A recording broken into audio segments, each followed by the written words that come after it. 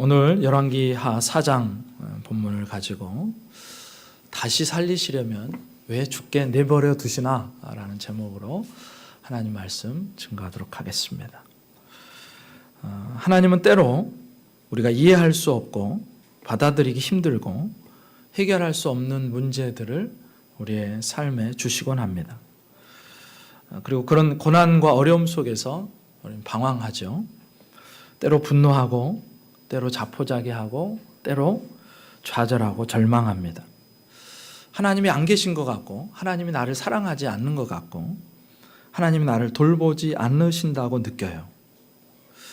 우리는 대신 그런 일들이 내 인생에 없었으면 그렇게 늘 기대하는데, 그런데 생각지도 못한 시간에 그런 일들이 내 삶을 녹화하고 들어와서 내가 허락하지도 않았는데 언제 그랬냐는 듯이 내 삶의 자리를 왕처럼 차지하고 있습니다. 그렇다면 그때 우리가 어떻게 그것을 받아들이고 반응하고 해결해야 될까? 오늘 읽었던 수넴 여인의 이야기를 통해서 그 길을 발견하는 시간을 가져보려고 합니다. 어느 날 하나님께서 선지자 엘리사를 통해서 수넴 여인에게 아들을 주십니다. 여인은 불임이었고 남편도 늙어가지고 아이를 낳지 못하는 것이 너무나 당연했고, 그래서 포기하고 체념한 채 살던 한 여인에게 하나님이 아들을 주신 거예요. 여인이 얼마나 기쁘고 행복했을지, 그리고 그 남편이 얼마나 그 아이를 좋아했을지 상상해 보십시오. 근데 그런 기쁨과 행복이 어느 날 한나절 만에 완전히 박살나 버립니다. 내 머리야 내 머리야 하면서 머리에 통증을 호소하던 아이가 엄마의 무릎에 앉아 있다가 그냥 그 자리에서 죽습니다. 사실 이해가 안 되죠. 아니, 그렇게 기적으로 받은 아이라면 하나님이 다른 아이들보다 더 건강하게 지켜주셔야 되는 거 아닐까. 그렇게 데려가시려면 왜 주셨나? 그렇게 죽이시려면 왜 주셨을까? 그리고 이제 또 살리시거든요. 그렇게 또 살리시려면 왜 그렇게 고통스러운 과정을 거치시고 또 데려가실까?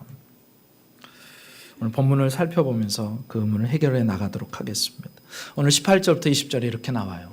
그 아이가 자라매 하루는 추수꾼들에게 나가서 그의 아버지에게 이르렀더니 그의 아버지에게 이르되 내 머리야 내 머리야 하는지라. 그의 아버지가 사환에게 말하여 그의 어머니에게로 데려가라 하매 곧 어머니에게로 데려갔더니 낮까지 어머니의 무릎에 앉아 있다가 죽은지라. 하나님의 기적으로 태어난 아이가 자랐어요. 이제 들에 아장아장 걸어갈 나이가 됐던 것 같아요. 추수 때 이 아이가 아버지의 추수밭에 나갔는데 갑자기 머리가 아프다고 소리치는 거예요. 내 머리야 내 머리야. 아마도 일사병에 걸리지 않았을까 하는 생각이 듭니다. 추수가 한참 진행 중이었기 때문에 아빠는 그 자리를 뜰 수 없었고 사환을 시켜서 아들을 엄마에게 보냅니다. 그래서 엄마가 아들을 이제 어떻게 할 수가 없으니까 품에 안고 있지만 다른 처방도 없었고 근처에 뭐 찾아갈 만한 의원도 동네에 없었던 것 같아요.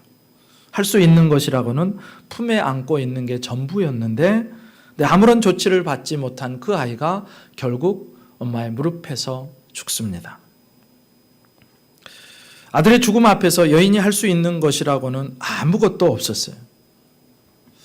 인간의 무능력함과 연약함이 그대로 드러납니다. 문제는 있는데 답이 없어요.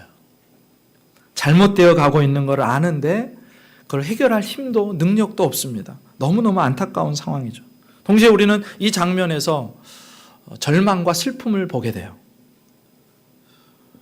아이가 없을 때는요, 그냥 그러려니 하고 삽니다. 처음에는 힘들겠지만 시간이 지나면서 그냥 무덤덤해지고 그냥 없는 채로 살아갈 수 있어요. 그런데 하나님께서 엘리사를 통해서 일방적으로 아기를 주셨어요. 그 기쁨이 얼마나 컸을지 상상해 보세요. 아이를 보는 매일매일이 기쁨이잖아요. 얼마나 즐거웠겠습니까? 그런데 그 기쁨이 절망으로 바뀝니다. 아이가 죽어요. 어머니 입장에서요, 이건 이해도 안 되고 받아들일 수도 없는 비정하고 참혹한 일이었습니다. 아니, 언제 아이 달라고 그랬어요? 아이 달라고 한 적 없습니다. 그런데 어느 날 하나님께서 엘리사 선지자를 통해서 일방적으로 주신 거예요. 구하지도 않았는데. 그러면 그렇게 주셨다면 하나님께서 이 아이는 그래도 인생을 좀 책임져 주셔야 되는 거 아니에요? 이런 고통을 주시려면 차라리 주시지 않는 편이 더 낫잖아요. 아니 주셨다가 뺏는 법이 어디 있습니까? 근데 하나님은요, 마치 아무런 관심도 없는 듯 그 아이가 죽도록 내버려 두세요. 무관심하고 무책임하고 비정한 하나님 같습니다. 여러분, 아이가 내 무릎에서 죽었다고 생각해 보세요. 억장이 무너지는 심정이었을 그 아이의, 엄마의 그 마음을 한번 생각해 보세요. 내 아이가 죽었어요. 그럼 저절로 통곡이 나오겠죠. 저절로 원망이 나오겠죠. 우리가 생각하는 거는 그런 방향으로 갈 수밖에 없어요. 통곡하고 원망하고, 그리고 아빠에게 알리고 장례식을 치르고, 그렇게 이야기가 전개될 거라고 생각하는데, 그런데 오늘 이 수냄 여인의 이야기는요, 전혀 예상치 못한 방향으로 흘러갑니다. 아이의 엄마가요, 전혀 다른 반응을 보여주는 거예요. 21절 이하에 이렇게 나옵니다. 그의 어머니가 올라가서 아들을 하나님의 사람의 침상 위에 두고 문을 닫고 나와 그 남편을 불러 이르되, 청하건대 사환 한 명과 나귀 한 마리를 내게로 보내소서, 내가 하나님의 사람에게 달려갔다가 돌아오리이다 하니, 그 남편이 이르되, 초하루도 아니요 안식일도 아니거늘 그대가 오늘 어찌하여 그에게 나아가고자 하느냐 하는지라. 여인이 이르되, 평안을 비나이다 하니라. 그 잡음이 좀 있는 것 같거든요. 다른 것 좀 다 꺼주시겠어요? 예. 이 장면에 당연히 있어야 될 거라고 생각되는 눈물이나 통곡이나 슬픔이 안 보입니다. 절망도 없는 것 같고 비탄도 안 보여요. 심지어 이 여인은요, 남편에게 아이가 죽었다는 이야기도 하지 않습니다. 그저 그 아들의 죽음을 엘리사가 항상 묻고 지내면서 하던 그 침상 위에 올려놓고 문을 닫아요. 아무도 모르게 죽음을 알리지 않습니다. 그리고 아주 급하게 남편에게 사환 한 명과 나귀를 보내줄 것을 요구해요. 남편이 묻죠. 초하루도 아니고 안식일도 아닌데 어째서 엘리사 선지자에게 나가려고 하느냐 하시오. 히브리 말로 딱 한마디로 대답합니다. 샬롬, 샬롬. 오늘은 가야 할 날이 아닌데, 정기적으로 매주 그렇게 가는 날, 월삭이나 안식일이 아닌데 어째서 가려는 거예요? 그 질문에 별일 아닙니다. 안 좋은 일 아닙니다. 평안입니다. 샬롬. 다녀와서 말씀드릴게요. 이 정도로 대화를 마무리한 후에 급하게 엘리사를 향해서 여인이 출발합니다. 기적적으로 얻은 사랑하는 아들, 너무너무 아까운 아들, 그 아들을 잃어버렸다면 당연히 있어야 될 슬픔과 눈물과 통곡과 절망은 이 어머니에게 없어요. 그녀의 입술에 뭐가 있어요? 샬롬만 있습니다. 샬롬. 이런 반응은요, 보통은 상상할 수 없는 반응이죠. 어떻게 아이를 잃은 그 절망적인 상황에서 아이의 엄마는 그렇게 침착하고 안정적이고 이성을 뛰어넘어 초이성적으로 그렇게 행동할 수 있을까? 움직일 수 있을까? 몇 가지를 생각해 볼 수 있을 것 같아요. 그 원동력이 어디 있을까? 먼저는요, 이 여인에게 하나님의 능력에 대한 믿음이 있어요. 하나님은 죽은 것 같은 자신의 태에서 생명을 창조해 내신 분이세요. 그녀는요, 불임이었습니다. 불임이라는 것은 생명 없음이요, 좌절이고 절망입니다. 그런데 하나님의 능력은 그 생명 없고 좌절이었고 절망이었던 그녀의 삶에 생명을 주시고 소망을 주셨고 미래를 주셨어요. 그렇게 수냄 여인은요, 자신의 출산을 통해서 하나님의 기적을 경험합니다. 하나님께서 자신의 태의 죽음을 딛고 일어서는 경험을 주신 거죠. 그래서 이 여인은요, 아이의 죽음도 하나님의 능력이라면 얼마든지 극복해 내실 수 있을 거라고, 살려내실 것이라고 믿은 것입니다. 여러분, 어떻게 우리가 최악의 상황에서도 침착할 수 있고 입으로 샬롬을 선포할 수 있고 정신을 놓지 않을 수 있는가? 그런 힘이 어디서 나올까? 여러분, 그동안 경험한 하나님의 능력에 대한 믿음이 오히려 그 상황에서도 침착하게 하고 하나님을 바라보게 하는 줄 믿습니다. 다윗의 망명 시절을 한번 생각해 보세요. 그의 군대와 함께 시글락을 며칠간 비웠어요. 그의 마을을 비웠습니다. 집에 돌아왔는데 어쩐 일인지 아말렉이요, 이미 쳐들어와서 동네를 다 불사르고요. 여인들과 아이들을 다 잡아가 버렸습니다. 절망적인 상황이죠. 근데 더 절망적인 게 뭐냐?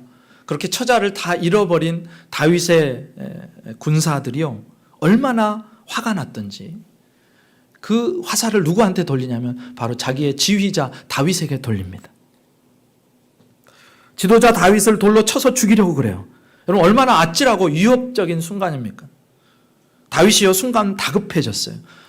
정신을 놓칠 뻔했습니다. 그런데 그때 다윗이요, 자신을 지금까지 원수들의 손에서 건지시고 사망의 자리에서도 살려주신 하나님을 기억해내는 거예요. 그 순간에 하나님이 내게 베풀어 주셨던 은혜를 기억해내는 거예요. 사망의 음침한 골짜기를 갈 때도 나를 지켜주셨던 하나님을 기억해내는 거예요. 사울의 손에서 나를 건져주신 하나님을 기억해냅니다. 그리고 그 능력의 하나님에 대한 믿음 때문에 당황하지 않을 수 있었어요. 그 순간을 이렇게 묘사해요. 사무엘상 30장 6절에 이렇게 나옵니다. 우리 한번 같이 읽어보겠습니다. 시작. 백성들이 자녀들 때문에 마음이 슬퍼서 다윗을 돌로 치자 하니 다윗이 크게 다급하였으나 그의 하나님 여호와를 힘입고 용기를 얻었더라. 아멘. 다윗과 마찬가지로 오늘 본문의 수냄 여인 또한 자신의 삶 속에서 죽음을 생명으로 바꾸어 주셨던 경험을 통해서 하나님의 능력을 온전히 신뢰하게 됩니다. 그리고 속은 어떨지 모르는데 입으로는 샬롬을 외치는 거예요. 그 다음에 수냄 여인에게는요, 하나님의 능력에 대한 믿음뿐만이 아니라 하나님의 성품에 대한 믿음이 있어요. 이것은 하나님은 내 인생을 가지고 장난치실 분이 아니라는 그런 믿음입니다. 하나님이요, 내가 요구하지도 않은데 주셨어요. 그런데 주셨다가 그렇게 빼앗아 가시고 이제 그렇게 힘들어하고 고통스러워하는 모습을, 그것을 즐기실까? 그런 분은 아니실 거라고 생각한 거예요. 하나님의 성품에 대한 신뢰입니다. 예레미야에서 하나님이 말씀하셔요. 우리를 향한 하나님의 생각이 재앙이 아니라는 거예요. 평안이라는 거예요. 예레미야 29장 11절에 이렇게 나옵니다. 여호와의 말씀이니라 너희를 향한 나의 생각을 내가 아나니 평안이요 재앙이 아니니라. 너희에게 미래와 희망을 주는 것이니라. 이스라엘 백성들에게, 그리고 오늘 수냄 여인에게, 그리고 오늘 이 말씀을 듣고 있는 우리 모두에게 하나님의 생각, 우리를 향한 하나님의 생각은 재앙이 아니라 평안인 줄 믿습니다. 우리에게 미래와 소망을 주시는 거예요. 여인이요, 그 하나님의 성품에 대한 신뢰를 갖게 된 거예요. 어떻게 그랬을까? 사실 여인은요, 부족함이 없이 살았습니다. 여인이 너무 잘 자기를 배려해주고 갈 때마다 식사를 대접해주고 심지어 엘리사가 지나가는 길목에 하루 좀 쉬어갈 수 있도록 방까지 이렇게 마련해 주는 것을 너무너무 감사해서 내가 당신의 배려 때문에 이렇게 편안하고 즐거운데 내가 보답하고 싶습니다. 필요한 것이 있다면 말씀하세요. 엘리사가 그렇게 수냄 여인에게 묻습니다. 근데 수냄 여인이 뭐라 그러냐면 나는 내 백성 중에 거합니다 라고 이야기해요. 무슨 말이냐면 나는 하나님의 백성으로 살아가는데 전혀 부족함이 없습니다. 그런 뜻입니다. 그녀는 사실 겉에서 보기에는요, 별 부족함이 없이 살아가는 사람이었어요. 재산도 많고요. 그 당시에 내가 원한다고 그냥 그 집 한 칸을 이렇게 그 2층 집을 올릴 수 있다. 마음만 먹으면 할 수 있다. 그만큼 돈이 많았다는 거예요. 존귀한 여인이었습니다. 자신에게 자녀가 없었지만 그것도 큰 문제가 되지 않는다고 생각하며 살고 있는 여인. 그래서 나는 내 백성 중에 거합니다. 크게 뭐 도와주실 거 없습니다. 그렇게 이야기했어요. 근데 자신은 괜찮다고 생각하는 그 여인의 마음 한구석에는 여전히 불임으로 인한 고통과 아픔이 있었어요. 여러분, 상처가 다루어지지 않으면요, 그게 이제 세월이 가고 시간이 지나면서 덮여 있을 뿐, 그게 다루어지지 않으면 어느 날 그게 탁 클릭되는 순간 안에서부터 엄청난 폭풍이 몰아친다는 거 여러분 아실 거예요. 사람들에게 아이를 갖지 못한다고 조롱거리가 되죠. 당시에는요, 그 아이를 갖지 못하는 게 하나님의 저주받은 인생이거든요. 얼마나 마음이 힘들었겠어요. 그런데 그런 힘든 상황들을 넘어가고 이제 잊혀질만 해서 내 안에는 이제 부족함이 없다고 생각하는데, 그런데 하나님은 그 여인 안에 있던 그 상처를 아신 거예요. 아픔을 아신 거예요. 그래서 그 여인에게 아들을 주시고 그 상처를 다루어 주세요. 내적인 치유를 주세요. 그러니 이 여인은 하나님께서 자신을 얼마나 사랑하시는지를 압니다. 자신의 깊은 그 마음의 상처, 누구에게 그냥 평상시에 그냥 겉으로는 그럴듯하게 살아가는데 드러낼 수 없었던, 그리고 잊혀졌던 그 상처와 아픔까지도 어루만져 주시는 분이라는 것을 아이를 통해서 경험하게 되는 거예요. 하나님은 이렇게 내게 은혜를 베푸신 분이에요. 수넴 여인은 그런 하나님의 성품을 신뢰한 겁니다. 그래서 여인은 그렇게 생각한 거예요. 하나님께서 이 일을 허락하셨다면 반드시 어떤 의미가 있을 거야. 이 일에 대한 해법 또한 하나님께 있을 거야. 그래서 하나님의 사람 엘리사에게 곧장 달려가기로 작정합니다. 왜냐하면 이 문제는 사람이 해결할 수 없기 때문에. 오직 하나님만 해결하실 수 있다고 생각한 거예요. 오직 하나님만 이 아이를 살리실 수 있기 때문에. 여러분, 이 여인이요, 얼마나 하나님에 대해서 믿음으로 충만한지 보십시오. 하나님께서 죽음이라고 선언하기 전까지는, 엘리사 선지자도 안 된다고 두 손 들기까지는 나는 포기하지 않겠다는 것입니다. 하나님이 엘리사 선지자를 통해서 내게 아들을 그렇게 주셨듯이 지금 생명을 잃은 이 아이 또한 엘리사 선지자를 통해서 살려주실 수 있는 분임을 이 여인이 믿은 겁니다. 그러니까 하나님께서 계시는 한 죽음이 아니라는 거예요. 하나님께서 계시는 한 나는 끝이라고 생각하는데 그 끝이 나의 끝이지 하나님의 끝은 아닐 거라고 생각한 것입니다. 유명한 말 있잖아요. 인간의 그 끝 지점에서 하나님의 시작을 볼 수 있는 그런 눈을 갖고 있는 거예요. 그래서 이 여인이요, 그 급박하고 절박한 순간에도 하나님 앞에서 샬롬을 외칠 수 있었습니다. 여인이 이제 출발하죠. 24절부터 이렇게 나와요. 이에 나귀의 안장을 지우고 자기 사환에게 이르되 몰고 가라. 내가 말하지 아니하거든 나를 위하여 달려가기를 멈추지 말라 하고 드디어 갈멜산으로 가서 하나님의 사람에게로 나아가니라. 하나님의 사람이 멀리서 그를 보고 자기 사환 게하시에게 이르되 저기 수넴 여인이 있도다. 너는 달려가서 그를 맞아 이르기를 너는 평안하냐? 내 남편이 평안하냐? 아이가 평안하냐? 하라 하였더니 여인이 대답하되 평안하다 하고 산에 이르러 하나님의 사람에게 나아가서 그 발을 아는지라. 게하시가 가까이 와서 그를 물리치고자 하매 하나님의 사람이 이르되 가만두라. 그의 영혼이 괴로워하지만은 여호와께서 내게 숨기시고 이르지 아니하셨도다 하니라. 여인이요, 나귀를 타고 갈멜산까지 쉬지 않고 달려갑니다. 얼마나 그녀가 급박하게 이 상황을 인식하고 있는지. 그렇죠. 내 아들이 죽었는데요. 빨리 한순간이라도 1초라도 빨리 살려야 되는데 얼마나 급박합니까? 그녀가 엘리사가 머무는 곳 근처에 다다랐는데 그녀를 알아본 엘리사가 먼 발치에서 알아본 그 엘리사가 자기의 사환 게하시를 그녀에게 보냅니다. 안부를 물어요. 그런데 이 여인은요, 그저 샬롬이라고만 대답합니다. 남편에게 했던 말을 게하시에게도 똑같이 해요. 사실 전혀 샬롬이지 않습니다. 절망이고 비참하고 두려운 상황이에요. 그러나 그녀 입에서는 계속해서 샬롬이 흘러나와요. 하나님만이 죽은 아이를 살리실 수 있고 하나님은 이 절망과 비참과 고통을 샬롬으로 만드실 수 있는 분이라는 고백을 여인은 계속합니다. 여러분, 사람에게 왜 털어놓지 않는지 아세요? 그 이야기를 해줘도 해결할 수 없거든요. 능력이 안 되거든요. 답이 없어요. 문제는 있는데 답이 없어요. 사람에게는 능력이 없어요. 오직 하나님께만 아뢰기로 작정한 겁니다. 그래서 여인이 샬롬이라고 자기 남편에게도 게하시에게도 그렇게 이야기한 이유가 뭐냐? 사람은 할 수 없고 오직 하나님만 하실 수 있다는 거예요. 아이를 살릴 수 있는 유일한 소망은 하나님밖에 없습니다. 이 고백입니다. 그래서 하나님의 사람 엘리사 선지자에게 달려가서 이제 넘어지다시피 그 앞에 엎드려 가지고 발을 잡는 거예요. 여러분, 이런 행동은요, 당시에 아주 예의하고 상관없는 행동이에요. 예의 범절에 어긋나는 행동이었습니다. 그래서 게하시가 말리려고 하죠. 뜯어내려고 합니다. 그런데 그녀의 상황이 그런 예의를 찾기에 너무너무 급박한 상황, 절박한 상황. 내 아들 살려야 되니까요. 사람의 시선, 사람들 앞에서의 체면, 예의가 중요하지 않아요. 내 아들 살려야 되니까. 근데 엘리사는 지금 어떤 일이 일어나고 있는지 명확하게 알지 못합니다.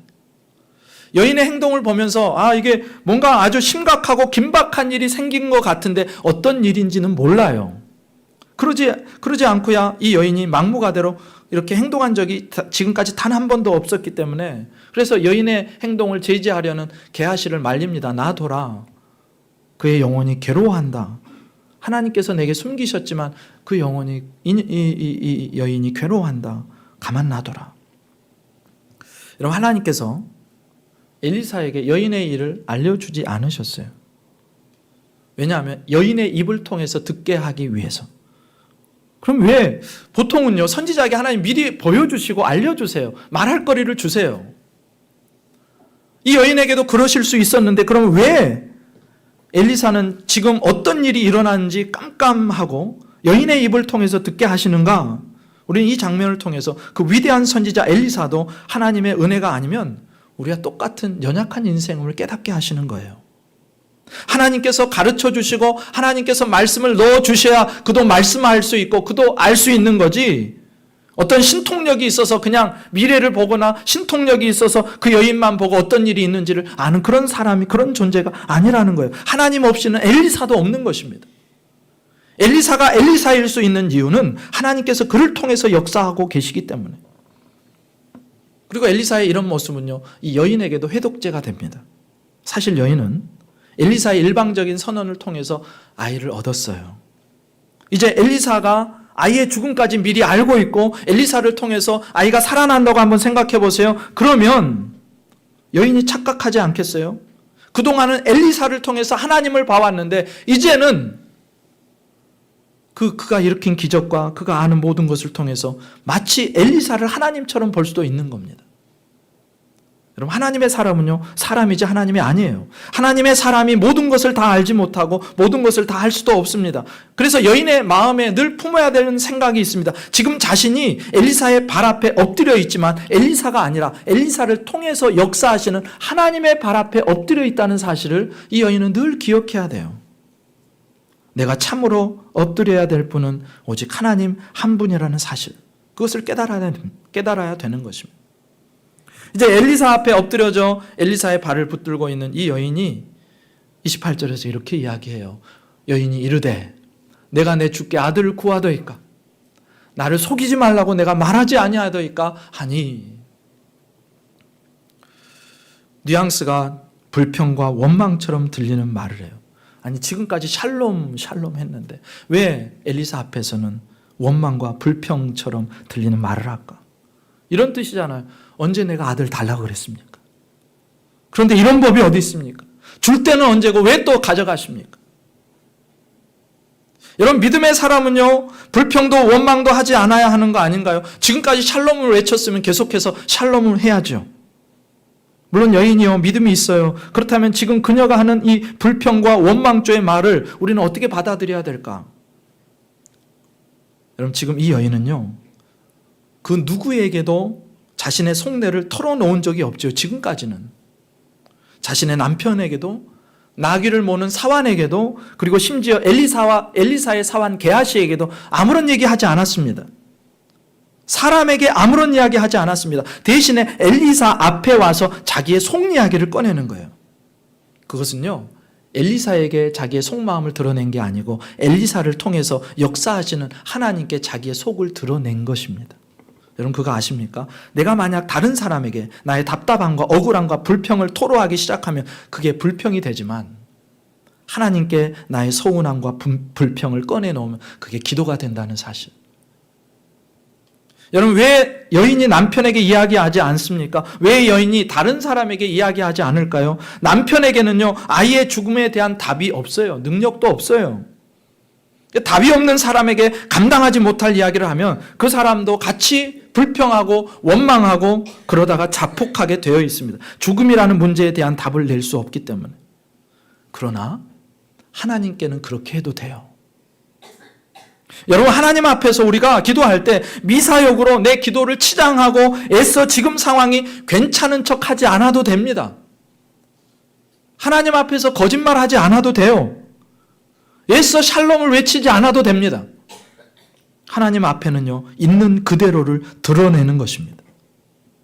표현이 잘 안 되면 비명이라도 지르는 거예요. 마음을 쏟아내는 것입니다. 하나님은요, 속일 수 없을 뿐만이 아니라 우리가 상한 심령으로 부르짖을 때, 비명이라도 지를 때 우리를 밀어내거나 거절하지 않으시고 우리의 부르짖음을 들으시는 분이기 때문에 우리를 불쌍히 여겨주시고 긍휼을 베풀어 주십니다. 시편 51편 17절에서 다윗이 이런 고백을 해요. 하나님께서 구하시는 제사는 상한 심령이라. 하나님이여 상하고 통회하는 마음을 주께서 멸시하지 아니하시리이다.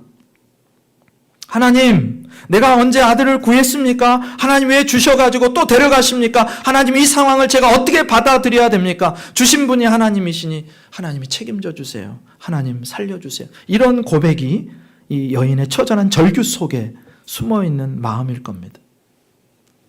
여인의 호소를 듣고 엘리사가 지금 무슨 일이 일어나고 있는지 직감하고 움직이기 시작해요. 29절에 이렇게 나옵니다. 엘리사가 게하시에게 이르되 네 허리를 묶고 내 지팡이를 손에 들고 가라. 사람을 만나거든 인사하지 말며 사람이 내게 인사할지라도 대답하지 말고 내 지팡이를 그 아이 얼굴에 놓으라 하는지라. 아이의 어머니가 이르되 여호와께서 살아계심과 당신의 영혼이 살아계심을 두고 맹세하노니 내가 당신을 떠나지 아니하리이다. 엘리사가 이에 일어나 여인을 따라가니라. 엘리사가 그 여인의 간청을 듣고 자기 사환 게하시를 시켜서 자기의 지팡이를 가져다가 아이의 얼굴에 놓으라고 그럽니다. 오늘 29절 30절 그리고 전체 문맥을 보면요, 엘리사는요 지팡이만 보내고 자기는 그 집에 가려고 하지 않았어요. 안 가려고 했어요. 사실 어떻게 보면 엘리사는 이 아이에 대해서 무한 책임을 져야 하는 사람 중에 한 사람이에요. 여인이 구하지도 않았는데 하나님의 능력으로 아이를 갖게 했다면 그 아이의 죽음을 알았을 때 자기가 직접 가서 어떤 조치라도 취하는 것이 도리가 아닐까, 그런 생각이 들어요. 아픔에 공감하는 모습이라도 보여야 되지 않을까. 엘리사가 좀 너무한 거 아닌가. 아니 그래도 지금까지 왔다 갔다 하면서 얻어먹은 밥그릇 수가 있잖아요.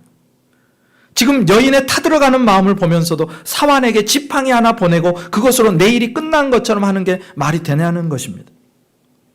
물론 엘리사의 사역을 보면 이런 때도 있었어요. 방에 앉아서 명령하고 끝나는 경우도 있어요. 아람의 군대 장관 나병 환자 나하만이 왔을 때 나가보지도 않고 요단강에 가서 몸을 씻으라 말하죠. 근데 그 말대로 순종했더니 역사는 일어났습니다. 그런 그의 모습, 엘리사의 모습을 보면 지금 지팡이 하나만 달랑 보내는 것도 이해가 안 되는 게 아니죠. 믿음으로 보냈고 하나님은요 그 지팡이를 통해서 역사하실 수도 있습니다. 그런데 어쩐 일인지 하나님께서는요 그 지팡이를 통해서 역사하지 않으세요. 이번에는 아예 모르는 사람도 아니고 그동안의 여인의 배려와 섬김을 생각한다면 그래도 엘리사가 여인의 아픔에 공감을 표현하고 자신이 직접 여인의 집을 방문하여 이를 수습하는 것이 옳은 것이 아니었나, 그런 생각이 듭니다. 여인은요 그래서 지팡이만 보내는 엘리사를 떠나지 않아요. 끝까지 엘리사 앞에 머물러 있습니다.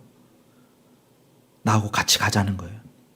엘리사에게 좀 더 책임 있는 행동을 요구합니다. 여인이 그렇게 얘기하죠. 여호와께서 살아계심과 당신의 영혼에 살아계심을 두고 맹세하노니 내가 당신을 떠나지 않겠습니다. 나는 당신이 안 가면 안 가겠습니다. 당신이 가야 됩니다. 그러니 꼭 저와 동행해 주세요. 우리 아이에게 같이 가주세요. 이 장면에서 엘리사가요 드디어 결정해요. 지팡이만 보내려고 했더니 이제 자기가 가야 될 것 같은 생각이 든 거예요. 근데 내가 여호와께서 살아계심과 당신의 영혼이 살아계심을 두고 맹세하는 내가 당신을 떠나지 않겠습니다. 이 말 속에서 엘리사가요 자기를 본 거예요. 자기를. 바로 얼마 전에 엘리야가 불말과 불병거를 타고 하늘에 승천할 때 이 시대를 위해서는 갑절의 영감이 필요한데 하나님 내게 주시기를 원하는 마음으로 엘리야를 계속해서 따라다녀요. 그러면서 그가 고백한 말이 열왕기하 2장 2절에 나와요.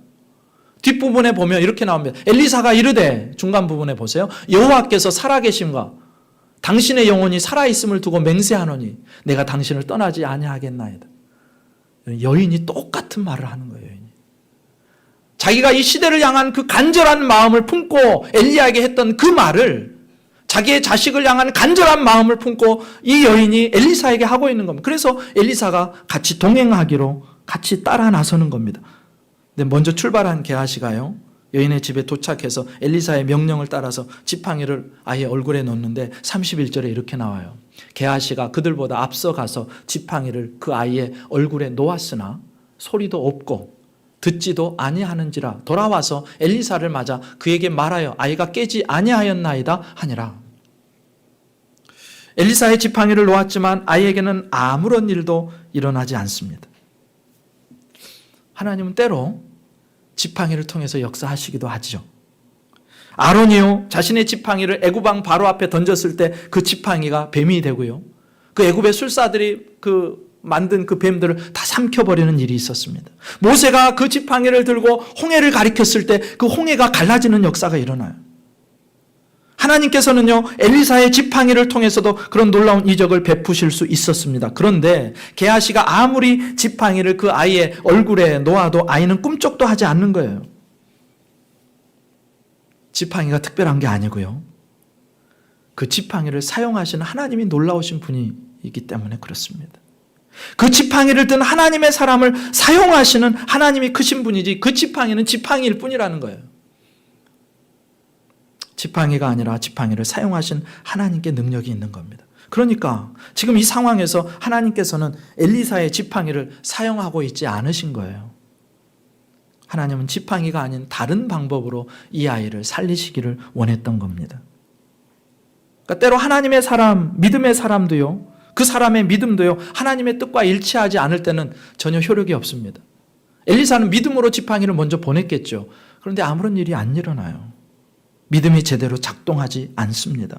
엘리사는요, 지팡이를 통해서 아이를 살리기 원했다면 하나님은요, 엘리사를 통해서 직접 살리기를 원하신 거예요.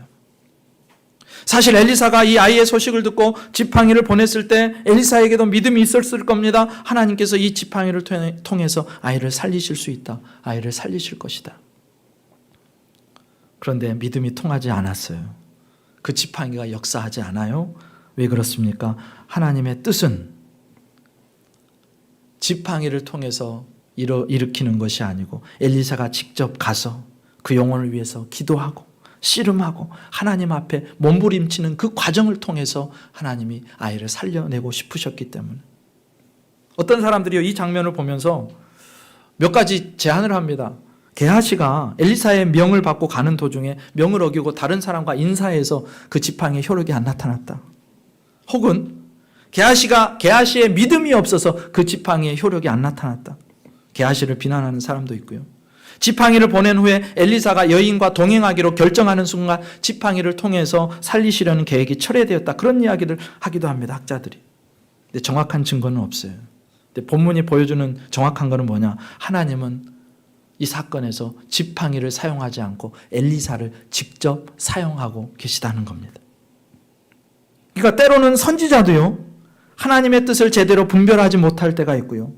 그렇게 움직일 때가 있고요. 하나님의 눈높이에 맞지 않을 수도 있다는 것을 보여주고 싶은 겁니다. 지금 엘리사가 엘리야에 부어졌던 능력의 갑절을 받습니다. 그래서 그 시대를 위해서 하나님의 사람으로 열심히 뛰고 있는 것은 맞지만 그럼에도 그는 여전히 하나님의 은혜가 아니면 설 수 없는 연약한 자였음을 또 이 장면을 통해서 보여주는 거예요. 엘리사가 위대해 보이지만 그를 사용하시는 하나님이 아니면 엘리사는 아무것도 아니라는 것입니다.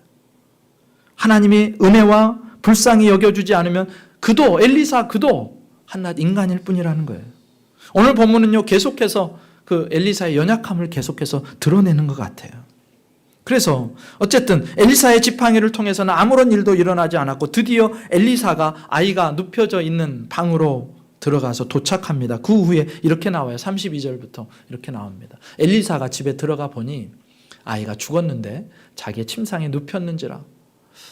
들어가서는 문을 닫으니 두 사람뿐이라. 엘리사가 여호와께 기도하고 아이 위에 올라 엎드려 자기 입을 그의 입에, 자기 눈을 그의 눈에, 자기 손을 그의 손에 대고 그의 몸에 엎드리니 아이의 살이 차차 따뜻하더라.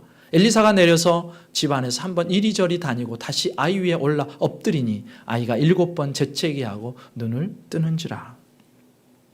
문을 닫습니다.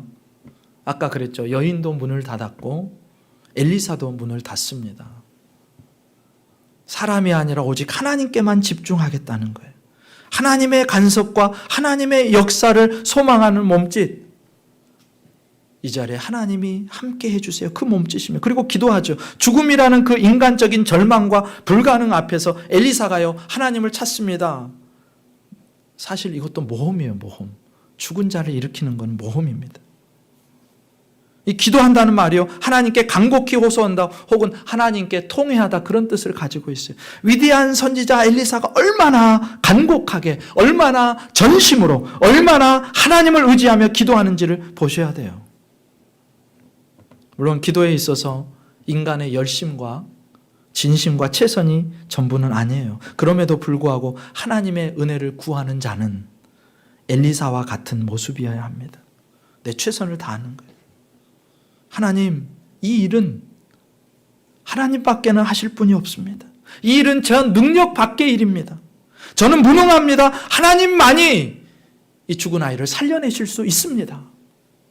하나님의 은혜를 구하는 저를, 그리고 이 아이를, 그리고 그 어미를, 그 가정을 불쌍히 여겨주세요. 이게 엘리야의 기도예요. 엘리사의 기도예요. 그 후에, 그렇게 기도한 후에요, 엘리사가 이상한 행동을 하죠. 아이 위에 올라서 엎드려가 엉거주춤한 자세였을 것 같아요. 자기 입을 그 입에, 자기 눈을 그 눈에, 자기 손을 그 손에 대고 엎드립니다. 근데 이런 모습이 여기만 나온 게 아니고요, 엘리야가 사르밧 과부의 죽은 아들을 살릴 때도 이런 모습을 했어요. 비슷한 일이 있었습니다. 근데 이 장면에서 우리가 봐야 될 게 뭐냐, 아이를 살리고자 하는 엘리사의 간절함이에요. 하나님, 이렇게 내가 엎드렸는데 내 생명이라도 쏟아 부어져 들어가서 이 아이는 살아나고 나는 죽더라도 하나님 이 아이를 살려주세요. 그런 의미가 들어 있습니다. 결국 하나님께서 그 아이를 살려주세요. 여러분, 기도는요, 인간적인 절망과 그리고 그 불가능을 극복하게 해주는 능력입니다. 기도는 하나님의 기적을 체험하는 통로가 돼요. 그리고 기도는 죽음의 생명을 가져다주는 그런 능력이 됩니다. 여러분, 우리가 기도할 때 죽은 땅이요, 살아나기 시작합니다. 우리가 기도할 때 죽은 영혼이 생명이 가득한 사람으로 다시 살아나는 거예요. 우리가 기도할 때 절망이 깨지고요, 하나님의 소망을 만나게 됩니다. 그리고 우리가 기도할 때 불가능을 극복하는 하나님의 전능하심을 경험하게 되는 것입니다.